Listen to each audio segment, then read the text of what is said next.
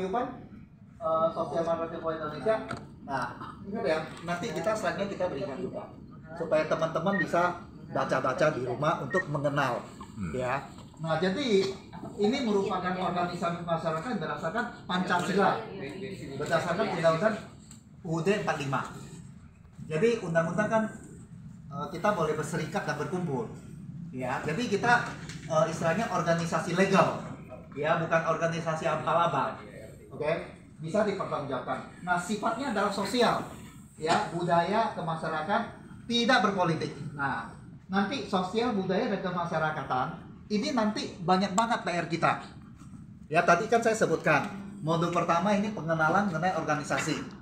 Siapa sih PSMTI? Siapa sih pengurusnya? Visi misinya itu apa saja sih? Ya, kontribusinya. Nah, selanjutnya apa? Manajemen, ya, leadership, ya, motivasi dan sebagainya untuk membangun kita akan lebih baik lagi. Oke, jadi nanti teman-teman Bapak Ibu sekalian bergabung di sini tidak ada ruginya. Kenapa? Apalagi kalau yang pensiun, ya, jangan pikir di rumah santai saja, ya, sempat pikun. Kita mesti bersosialisasi, ya, tubuh kita mesti bergerak. Oke, nah, jadi itu kita butuhkan untuk kaderisasi, berafiliasi kepada partai politik dan tidak akan berubah menjadi partai politik. Ya, jadi kita kerjaannya atau punya hikmat lah untuk bisa ya, kaum kita yang masih susah. Nah, ini kan kita harus bantu, bener nggak? Nah, saya lihat di PSMTI juga banyak organisasi, ada Perwati, ibu-ibu, ya, nanti masuk Perwati, nanti ada PT juga pemuda, ya, bergabung pemuda. Nah, supaya apa? Masing-masing setnya ini nanti lebih baik, ya. Tanpa baik kalau bisa mereka masuk ke pemerintahan. Supaya kenapa? Supaya suara kita bisa ada wakil ke dalam, dan supaya kita juga untuk memperkuat organisasi kita. Tapi kita tidak berpolitik, artinya kenapa?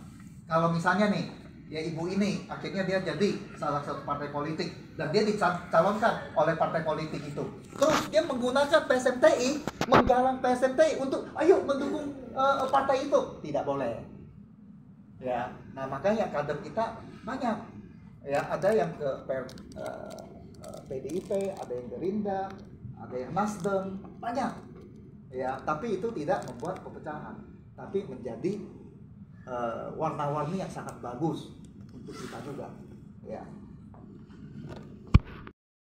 Itu tadi saya sudah katakan, kita menjadi kesatuan negara ini, ya. Kalau kita lihat sejarahnya banyak banget. Makanya kenapa kata pribumi itu sudah tidak disebutkan lagi, kan, dihapuskan. Kenapa perlu dihapus? Dulu di sekolah saya sering debat. Kalau orang bilang saya pribumi, kamu Cina. Nah, saya kan tanya, ya, ini jangan sampai ini yang kita bicara di dalam aja, ya. Kenapa saya bilang? Saya bilang sekarang kita berada di Jakarta, Tanah Betawi. Kalau saya sebut ada orang Batak, orang Bali, father kita tahu bahwa kita dari Sabang sampai Merauke itu ada berapa ratus suku, ada berapa ratus bahasa daerah, dan ada berapa ratus budaya. Benar nggak? Nah, makanya tadi saya bilang, kalau gitu saya mau pakai budaya apa? Oke, kita udah tahu ada budaya berbeda, artinya walaupun beda tetap satu. Terus kedua, agama. Saya mau tanya, agama asli kita apa? Tadi saya udah jelaskan, harusnya animisme, kan? Benar nggak? Nah, kalau kita urut lagi sejarah, harusnya yang lebih pribumi itu agama Hindu dan Buddha dong. Jelas banget, tercatat, ya. Nah, jadi kembalikan lagi, founder-founder kita tahu bahwa ini, makanya mereka bukan, negara ini dibentuk bukan berdasarkan mayoritas dan minoritas. Kalau mau mayoritas minoritas, maka bahasa kita bukan bahasa Indonesia, bahasa Jawa. Benar, bahasa Jawa kan orang banyak. Kenapa bahasa Indonesia yang diambil dari akar bahasanya yang dari Kepulauan Riau yang sangat kecil. Oke, itulah timbul bahasa. Gitu loh.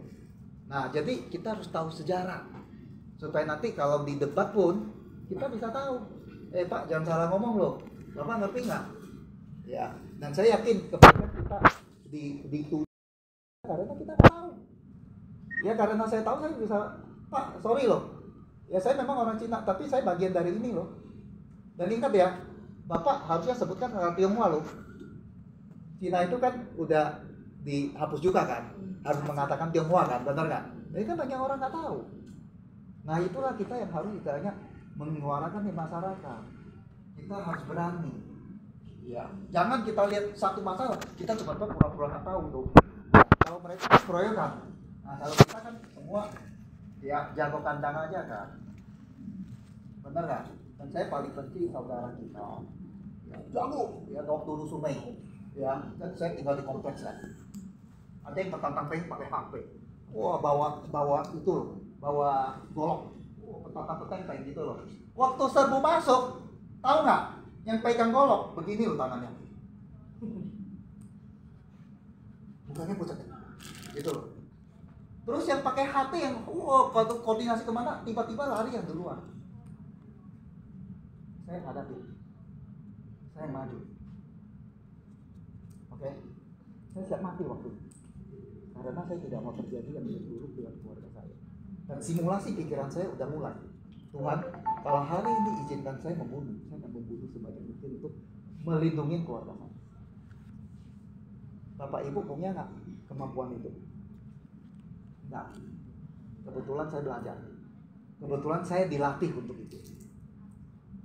Nah, itu yang harus kita punya juga. Itu salah satu gambaran. Oke. Nah, jadi satu Indonesia menuju masyarakat adil dan makmur. Kita kontribusi udah banyak banget loh. Kesadaran bermasyarakat, berbangsa, bernegara secara berkesinambungan. Hari ini salah satunya. Ya, kita memastikan buat itu. Nah, terus masuk dalam arus besar bangsa Indonesia dengan berperan aktif dalam membangun NKRI segala aspek kehidupan. Nah, kita harus masuk. Dan sekarang kan kita udah mulai masuk kan? Ya.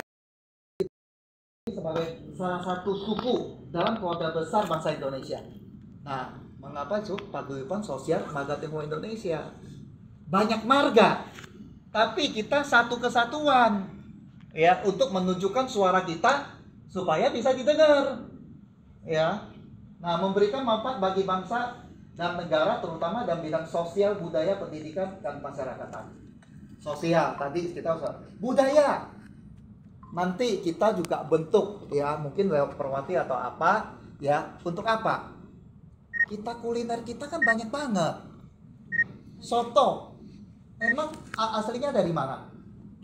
Bakso aslinya dari mana? Oke, nasi goreng. Oke, kan banyak.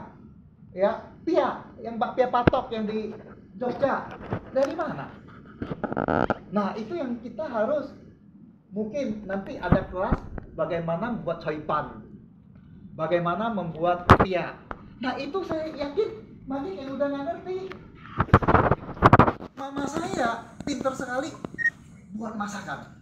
Ya, papa saya itu anak pertama. Jadi kalau zaman dulu istri anak pertama itu kan harus pintar segalanya, terutama masak buat keluarga besar kan.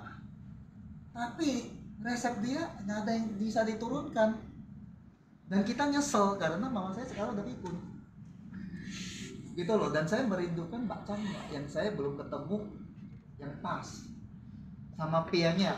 Ya di Sunter ada pia Lintang enak, ya. Nah itu saya punya lebih enak dari situ. Dan teman-teman saya yang dulu kerja berapa bulan saya ketemu, pesan saya ada yang diturunkan. Nah itu kita harus istilahnya jangan sampai itu hilang. Bahkan dulu kalau papanya jual bakso, anaknya minder. Oke, nggak taunya dulunya cuma gerobak. Oke, gerobak yang di emperan toko, dan akhirnya diakuisisi perusahaannya 2 triliun Siapa tuh? Satu siapa tuh leader? Bang IGN. Oke. Nah, jadi banyak hal ya sebenarnya, makanya lain kali kalau kita ketemu ya, kalau pembekalan, tolong datang tepat waktu. Karena kita tadi hilang 1 jam. Oke? Nah, makanya saya udah dikejar, kita mesti kejar waktunya. Saya juga nanti next ada kita mengatur waktu. Bagaimana kita hidup dari 0 sampai kita meninggal. Oke? Ya. Latar belakang saya juga pengajar untuk financial planner. Ya, kita pernah nanti mulai ngatur lah untuk itu. Dan saya juga aktif banyak di organisasi, ya, dan juga saya juga pernah belajar dari Anas, dan saya pengurus untuk resimen mahasiswa juga yang ada di Indonesia. Ya. Terjadi tragedi nasional. Ya, kenapa sih